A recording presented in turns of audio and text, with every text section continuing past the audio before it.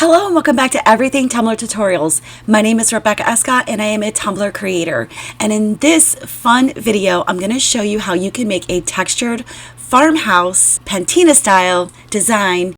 So without further ado, let's get started. So I'm going to be working with a 20-ounce sanded and prepped tumbler because I'm going to be using the fast and final as some texture onto the tumbler like I did for the previous tutorial on my textured cow print. I also have some cake decorating pieces that I actually just cut one of them in half because I didn't need anything super huge as we're not working with a very big surface all at one time, but I'll get to that shortly.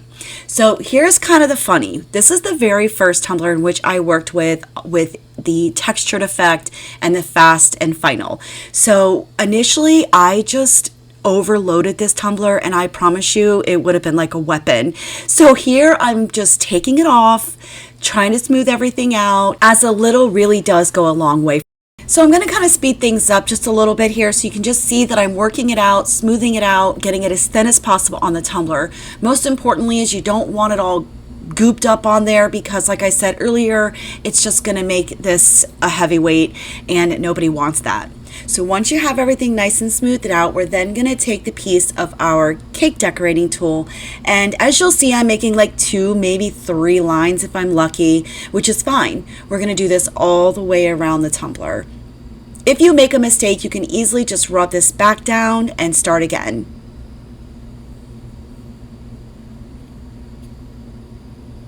So like I said, this was my first tumbler, so you can see that there's a lot of those little bits.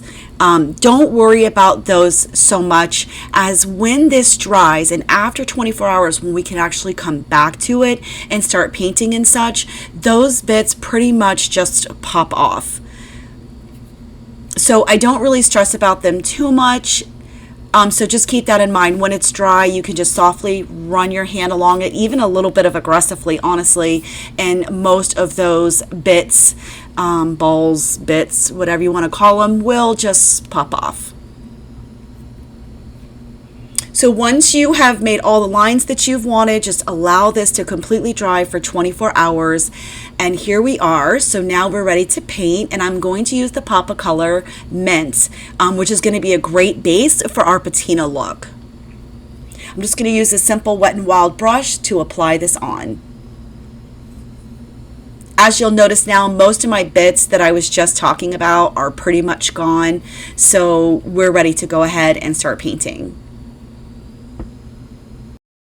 I also decided to speed up some of this section just as well so that you guys can see. I mean, I'm just painting. This is all nice and dried. Everything is really firm. And you'll notice that I had to be a little bit aggressive in certain areas, really manipulating this paint into the grooves.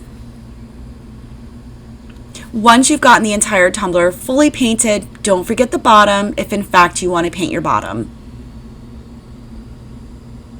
Once we've gotten this completely painted and I'm within those grooves and I'm really happy with it, then we're going to go ahead and let this dry, and then we can move on to the next step.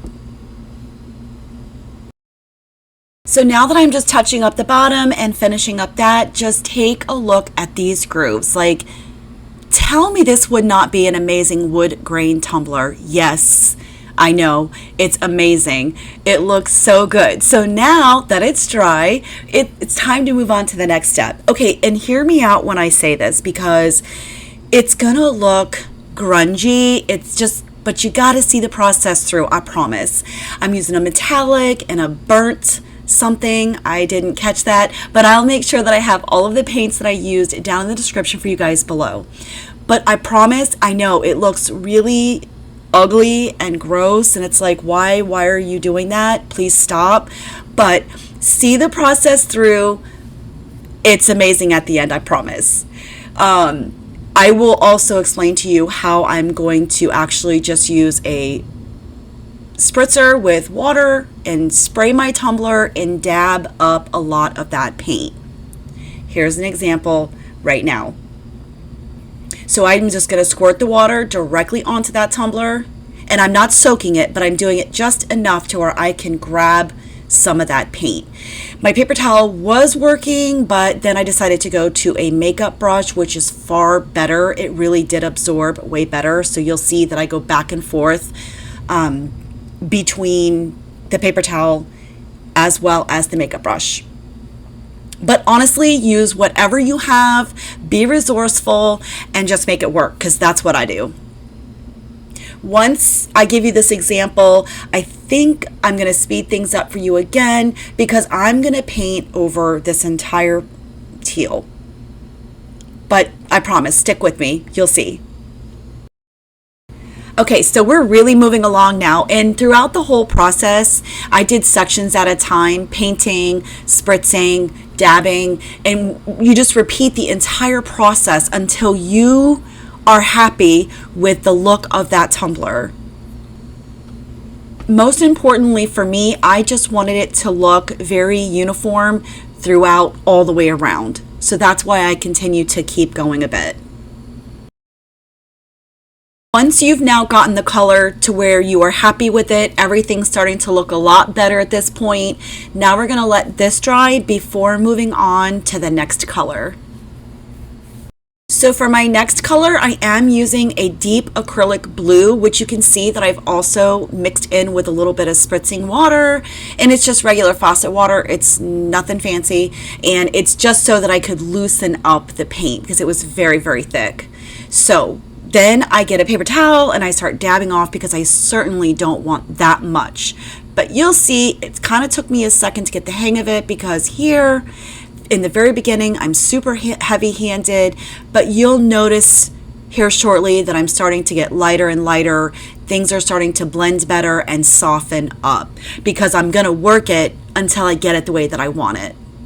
So again, I'm just going to speed things up. You'll soon see that I did the exact same steps as I did the first time on the brown. So when we get to the next clip here in a second, you're really going to see everything just really starts to blend. It looks a little more teal than it does that deep, deep blue.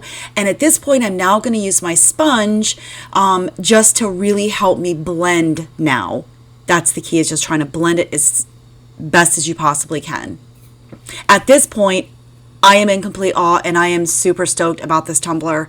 It gives such rustic, as a friend of mine said, farmhouse vibes, and I'm like, yes, that's it. I love it.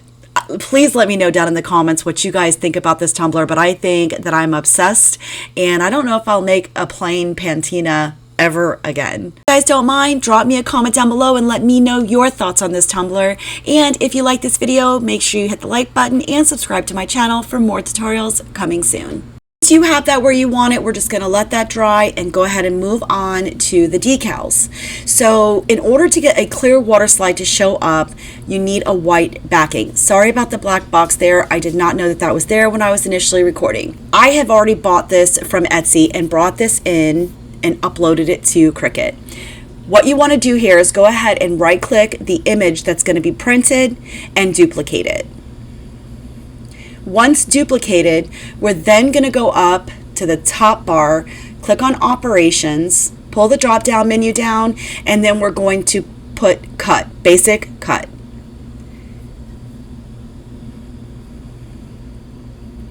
So now we have both these images. What you need to understand is if in fact you are going to change size once you've duplicated, make sure you have both images selected and size them at the same time. Once you've figured out the size that you want for both, go ahead and make it. Now make sure you click for the mat and continue. Now you should have something that looks like this. Once ready, go ahead and print your water slide, and then you're going to cut your vinyl. So now we have both pieces. We have a sealed with clear Rust-Oleum 3 times on this image. And I don't use Plasti Dip when I have images this small. And I also have my vinyl cut piece that I'm going to place first. So once you're ready to place it, go ahead and put it down, and then we're going to rub it down really well and remove that transfer sheet.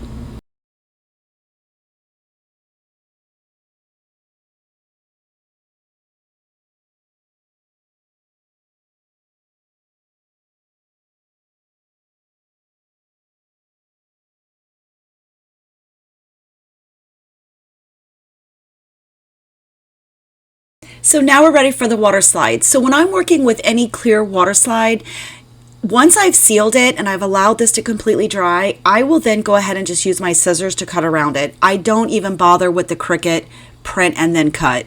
Just cut it out by hand. I always like to place my water slides face down, which really helps in preventing the curling. It's just a problem I don't like to deal with. But you'll always know when your water slide is ready when it starts to slide off the back.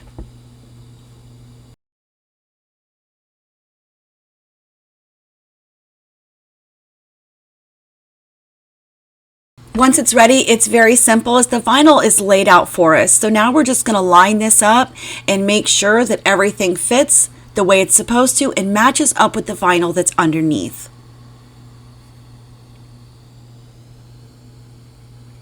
Once I get the backing out, I'm then going to go ahead and start making sure everything's nice and taken care of as far as I don't have any wrinkles or air pockets. If you do, you will be able to see that when you put another layer of epoxy over top of it. So I just use a paper towel. I always have, but you can use whatever resources that you have available.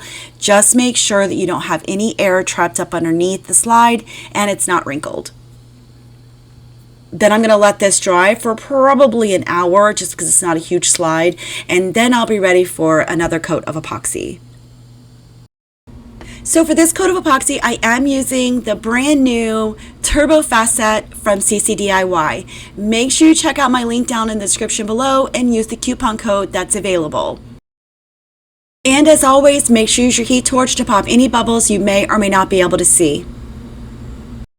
That's it for this tutorial. I really hope that you guys enjoyed it. If so, don't forget to leave me a comment down below and also like this video. Subscribe to my channel for more tutorials coming soon.